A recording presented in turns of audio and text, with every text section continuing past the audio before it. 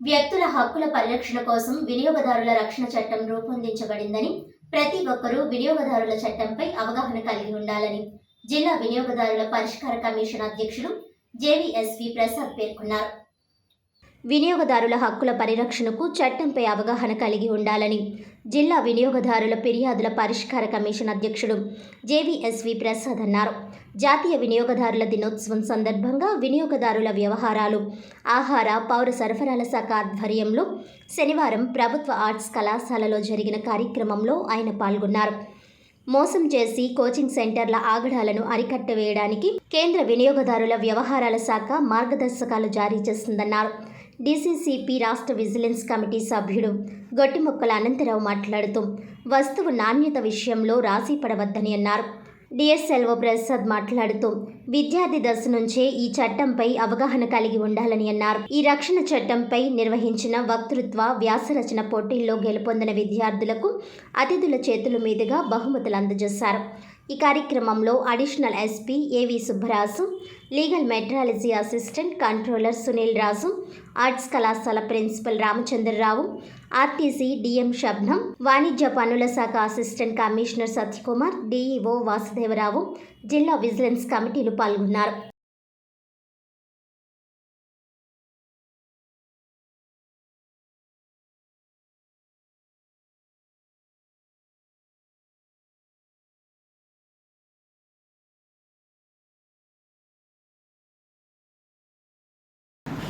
తర్వాత digital payments మీద ఒక థీమ్ ఇచ్చారు.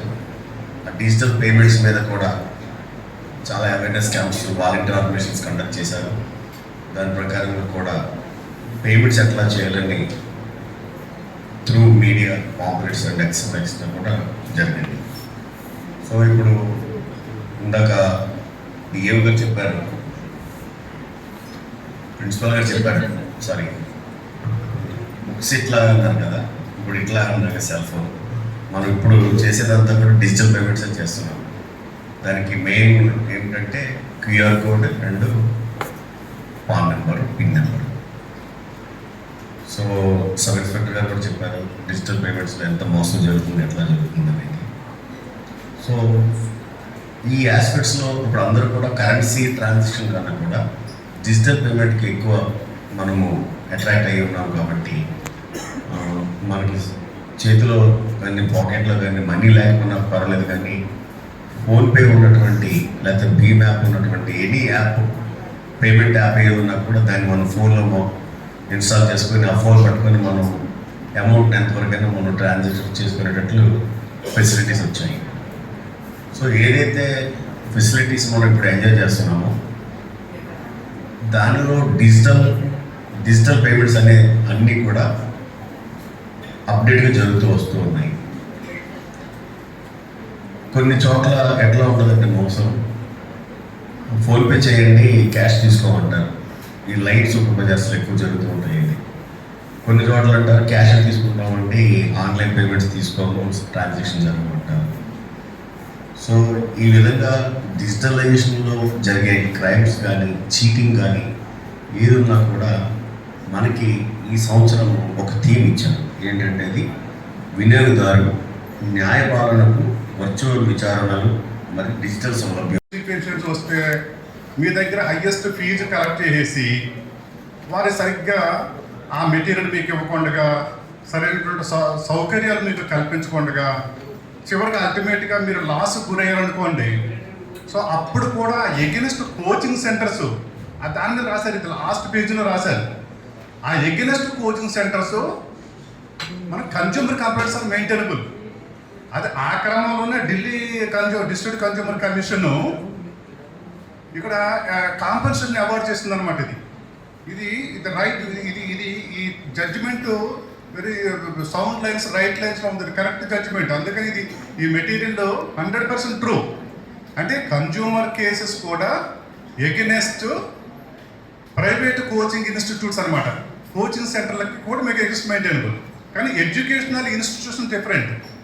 ఎడ్యుకేషనల్ ఇన్స్టిట్యూషన్స్ అంటే ఏంటి? ఇప్పుడు ఈ కాలేజు, ఇది ఆర్ట్స్ కాలేజు, మళ్ళీ గవర్నమెంట్ కాలేజెస్, యూనివర్సిటీసు, అంటే ప్రైవేట్ కాలేజెస్ కూడా. Colleges different, educational coaching centres are different. మీరు అందరూ కోచింగ్ సెంటర్కి వెళ్తారు, రేపు పొద్దున లక్షలాది రూపాయలు కట్టేస్తూ ఉంటారు ఈ ఈ ఎగ్జామినేషన్స్ రాయడానికి. సో అక్కడ మీకు ఏదైనా జరిగితే మాత్రం మీరు కన్జ్యూమర్స్ అవుతారు, కోర్టులను ఆశ్రయించవచ్చు by way of filing consumer complaints. So ఇందులో ఏం మిస్టేక్ ఏమీ లేదు. ఈ మెటీరియల్ అంతా 100% కరెక్ట్. గవర్నమెంట్ ఏదైతే ప్రొవైడ్ చేసిందో 100% రైట్ అండి. కొంచెం అవగాహన రాజ్యం కలిగి ఉండాలి. అదేవిధంగా నరేంద్ర మోడీ గారు ప్రధానమంత్రి అయిన తర్వాత 2019 సంవత్సరంలో జూలై నెలలో మరి ఒక చట్టాన్ని, అంటే పాత చట్టాన్ని రిపీల్ చేసి కొత్త చట్టాన్ని కన్స్యూమర్ ప్రొటెక్షన్ యాక్ట్ 2019 ని తీసుకురావడం జరిగింది. అనేక సంస్కరణలు తీసుకొచ్చి ఏదైతే ఈ యొక్క మారుతున్న కాలానికి అనుగుణంగా ఉండడం కోసం చట్టాలను మార్పులు చేయడం జరిగింది. ఈ చట్టాల ద్వారా ఏ వ్యక్తి కూడా, ఏ వినియోగదారుడు కూడా మోసపోకూడదు, నాణ్యమైన వస్తువును పొందాలి, నాణ్యమైన ఆహారాన్ని పొందాలి, నాణ్యమైన సర్వీసును పొందాలి అనే ఉద్దేశంతో ఈ చట్టాలన్నీ కూడా తయారు చేయబడ్డాయి. సో ఈ చట్టాల గురించి కూడా మనకు ఉన్నటువంటి ప్రతి డిపార్ట్మెంట్ వారు కూడా